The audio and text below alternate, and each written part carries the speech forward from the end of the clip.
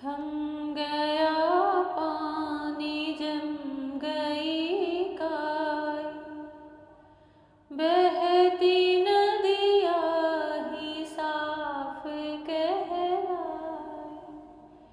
बहती नदिया ही साफ कहलाए। मेरे दिल ने ही जाल फैलाए। मेरे दिल ने ही जाल फैलाए। अब किधर जाऊं मैं, किधर जाऊं, अब किधर जाऊं मैं, किधर जाऊं।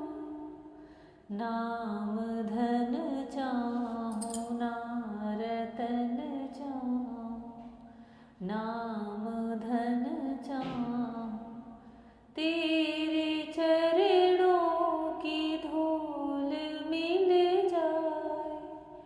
श्याम चरणों की धूल मिल जाए तो मैं तर जाऊं, हाँ मैं तर जाऊं, तो मैं तर जाऊं। जय श्री कृष्ण। जय श्री कृष्णा। मेरी सोल फैमिली आध्यात्म आपके अपने चैनल पर मैं नंदा आप सबका बहुत बहुत स्वागत करती हूँ। आप सबको दीपावली की बहुत बहुत सारी मंगलमय शुभकामनाएं। माता लक्ष्मी, नारायण, गणपति आपके घर में आए, आपके जीवन की सारी मनोकामनाएं पूर्ण हों, सबके हृदय में भगवान श्री कृष्ण की भक्ति आए। श्रीमद् भागवत महापुराण का 6वां स्कंद 9वां अध्याय चल रहा है। भगवान की स्तुति सब देवता कर रहे हैं। वृत्रासुर के आतंक से, उपद्रव से सब द्रवित और दुखी हो गए हैं। भगवान की शरण में जाके उनकी दिव्य अनन्य भाव से स्तुति कर रहे हैं।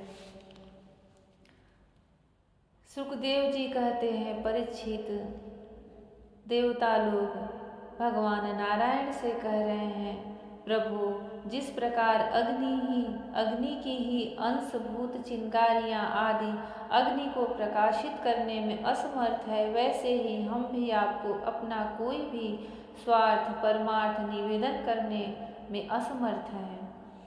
आपसे भला कहना ही क्या है, क्योंकि आप संपूर्ण जगत की उत्पत्ति, स्थिति और लय करने वाली दिव्य माया के साथ विनोद करते रहते हैं तथा समस्त जीवों के अंतःकरण में ब्रह्मा और अंतर्यामी के रूप से विराजमान रहते हैं। केवल इतना ही नहीं, उनके बाहर भी प्रकृति के रूप से आप ही विराजमान हैं।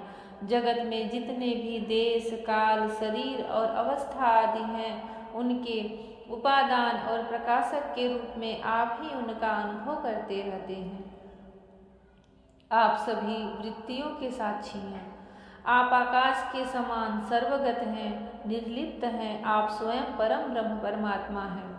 अतएव हम अपना अभिप्राय आपसे निवेदन करें, इसकी अपेक्षा न रखकर जिस अभिलाषा से हम लोग यहाँ आए हैं उसे पूर्ण कीजिए। आप अचिंत्य, ऐश्वर्य संपन्न और जगत के परम गुरु हैं। हम आपके चरण कमलों की छत्र छाया में आए हैं, जो विविध पापों के फल स्वरूप जन्म मृत्यु रूप संसार में भटकने की थकावट को मिटाने वाली है। सर्वशक्तिमान श्री कृष्ण, वृत्रासुर ने हमारे प्रभाव और अस्त्र शस्त्रों को तो निगल ही लिया है, अब वह तीनों लोकों को भी ग्रस रहा है। आप उसे मार डालिए। प्रभु, आप शुद्ध स्वरूप, हृदय स्थित, शुद्ध ज्योतिर्मय, आकाश, सबके साक्षी, अनादि अनंत और उज्ज्वल कीर्तिमान, कीर्ति संपन्न है। संत लोग आपका ही संग्रह करते हैं। संसार के पथिक जब घूमते घूमते आपकी शरण में आ पहुँचते हैं, तब अंत में आप उन्हें परमानंद स्वरूप अभिष्ट फल देते हैं और इस प्रकार उनके जन्म जन्मांतर के कष्ट को हर लेते हैं। प्रभु, हम आपको नमस्कार करते हैं।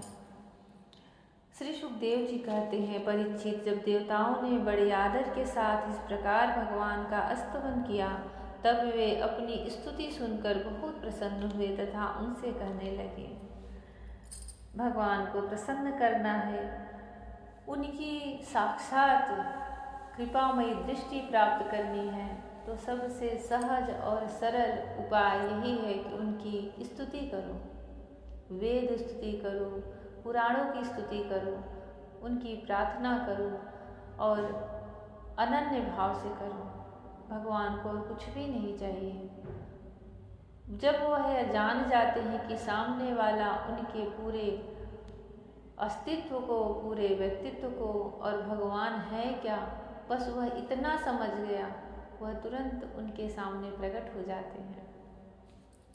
श्री भगवान ने कहा, श्रेष्ठ देवताओं, तुम लोगों ने स्तुति युक्त ज्ञान से मेरी उपासना की है, इससे मैं तुम लोगों पर प्रसन्न हूँ। इस स्तुति के द्वारा जीवों को अपने वास्तविक स्वरूप की स्मृति और मेरी भक्ति प्राप्त होती है। देव शिरोमणियों, मैं प्रसन्न हो जाने पर, मेरे प्रसन्न हो जाने पर कोई भी वस्तु दुर्लभ नहीं रह जाती। तथापि मेरे अनन्य प्रेमी तत्ववेत्ता भक्त मुझसे मेरे अतिरिक्त और कुछ भी नहीं चाहते।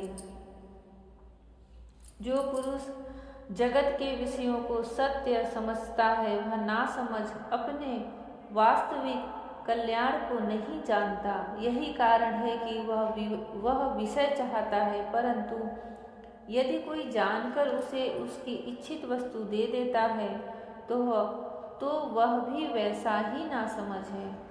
जो पुरुष मुक्ति का स्वरूप जानता है, वह अज्ञानी को भी कर्मों में फंसने का उपदेश नहीं देता। जैसे रोगी चाहते रहने पर भी जैसे रोगी के चाहने पर भी सदैव उसे पथ्य नहीं देता। देवराजेंद्र, तुम लोगों का कल्याण हो, अब देर मत करो। ऋषि शिरोमणि दधीची के पास जाओ और उनसे उनका शरीर, जो उपासना, व्रत तथा तपस्या के कारण अत्यंत दृढ़ हो गया है, मांग लो। दधीची ऋषि को शुद्ध ब्रह्म का ज्ञान है। अश्विनी कुमारों को घोड़े के सिर से उपदेश करने के कारण उनका एक नाम अश्वसिर भी है।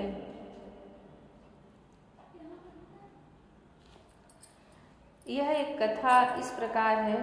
दधीची को प्रवर्ग्य यज्ञ, कर्म विशेष और ब्रह्म विद्या का उत्तम ज्ञान है। यह जानकर एक बार उनके पास अश्विनी कुमार आए और उनसे ब्रह्म विद्या का उपदेश करने के लिए प्रार्थना की।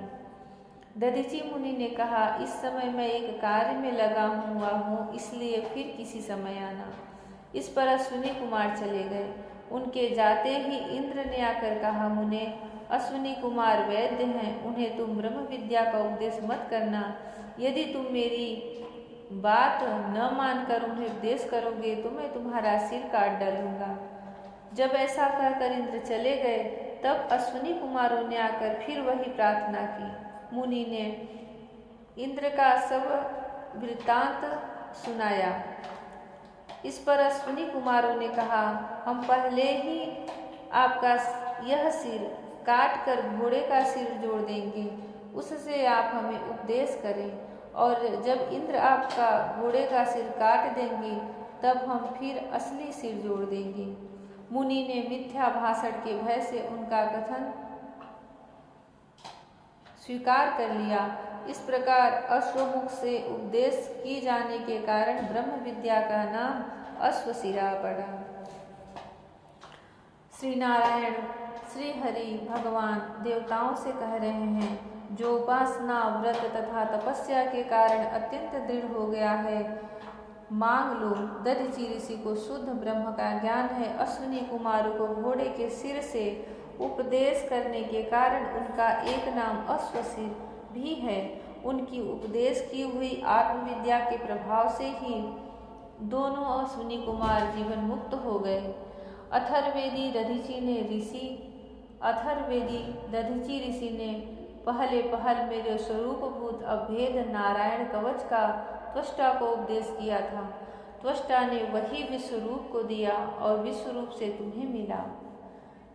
दधीचि ऋषि धर्म के परम मर्मज्ञ हैं। वे तुम लोगों को अश्विनी कुमार के मांगने पर अपने शरीर के अंग अवश्य दे देंगे। इसके बाद विश्वकर्मा के द्वारा उन अंगों से एक श्रेष्ठ आयुध तैयार करा लेना।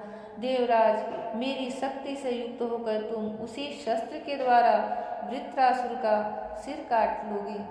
देवताओं, वृत्रासुर के मर जाने पर तुम लोगों को फिर से तेज, अस्त्र शस्त्र और संपत्तियां प्राप्त हो जाएंगी। तुम्हारा कल्याण अवश्य भावी है, क्योंकि मेरे शरणागतों को कोई सता नहीं सकता। जय श्री कृष्णा। वृंदावन बिहारी लाल की जय। भगवान श्री कृष्ण जिसके साथ हैं उसकी कभी भी हानि नहीं हो सकती।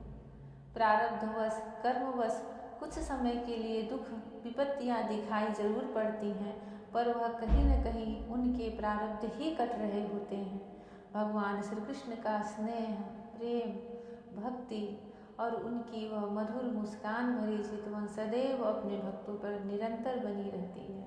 भगवान श्री कृष्ण वही प्रेम, वही चितवन हमें भी दिखाएं और हम पर अपनी दयामयी, कृपामयी दृष्टि बरसाएं।